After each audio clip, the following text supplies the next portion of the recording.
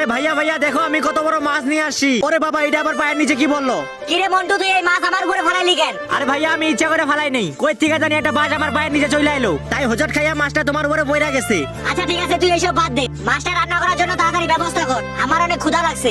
এই মন্টু তোরা কেমন আছো? আরে ওটা বাতেন না। এই মন্টু যা মাছটা নিয়ে যা, আজকে এই মাছটা অনেক মজা করে রান্না করবা। আমি আর আমার বন্ধু মিলে একসাথে অনেক মজা করে মাছটা খাবো। বন্ধুরা আজকে নদী থেকে বিশাল বড় একটা মাছ ধরে আনছি, তাই চিন্তা করলাম আজকে এই মাছটা অনেক মজা করে রান্না করব আর ফ্যামিলি সবাইকে নিয়ে একসাথে অনেক মজা করে খাবো। যা এবার মাছটার উপর পরিমাণ মতো মশলা দিয়ে মাছটাকে সুন্দর করে মেখে নেই। এই তো মাখানো হয়ে গেছে, এবার শুধু ফ্রাই করার পালা।